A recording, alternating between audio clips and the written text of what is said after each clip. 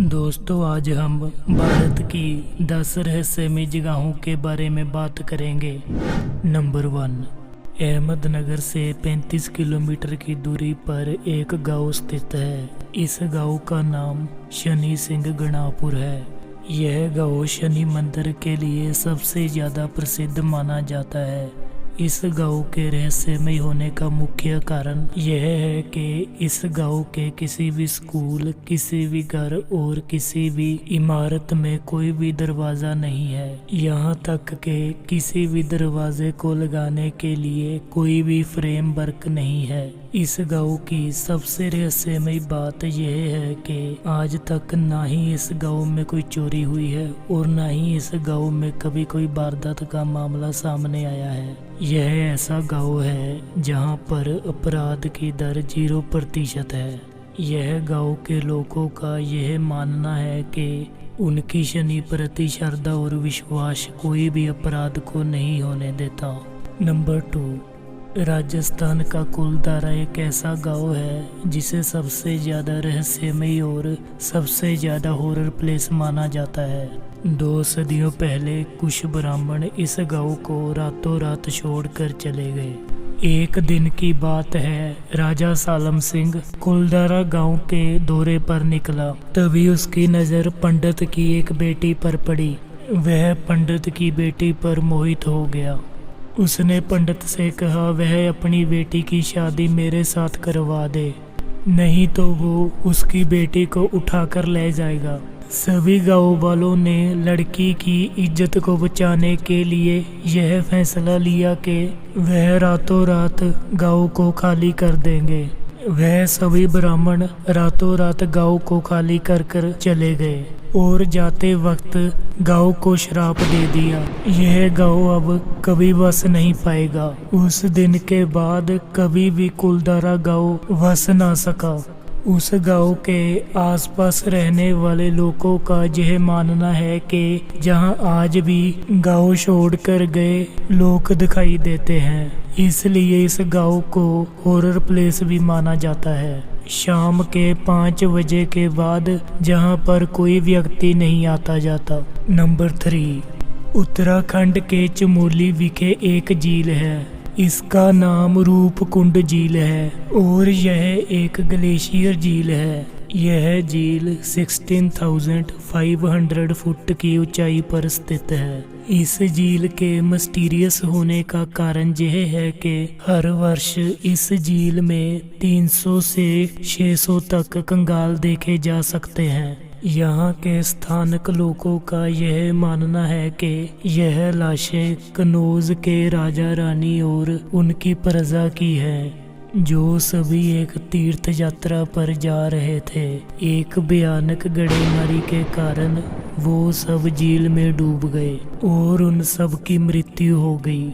Number 4, Kerala में स्थित इडुक्की में 25 जुलाई 2001 को लाल रंग की बारिश हुई। यह बारिश 2 महीने होती रही, जिसके कारण वर्ष लोगों के घर और कपड़ों में निशान पड़ने लगे। जब लाल पानी को बर्तन में इकट्ठा किया गया तो लाल कण पानी से अलग होकर बर्तन के नीचे जाकर ठहर गए। पानी बिल्कुल साफ हो गया। वैज्ञानिकों द्वारा जब इसकी जांच की गई तो उन्होंने बताया कि यह सिर्फ हवा में पाए जाने वाले कण हैं, जिन्होंने बारिश के साथ मिलकर बारिश के पानी को लाल कर दिया। नंबर 5, लेपाक्षी आंध्र प्रदेश में एक लटकता थंब है। भारत में एक पुरातन और ऐतिहासिक स्थान लेपाक्षी को आर्किटेक्चर और पेंटिंग के लिए जाना जाता है। भगवान शिव को समर्पित यह मंदिर पुरातन रहस्यमय स्थानों में से एक है, क्योंकि इसमें एक प्रसिद्ध फ्लोटिंग स्तंभ है। यह स्तंभ बिना किसी सहारे से हवा में लटक रहा है।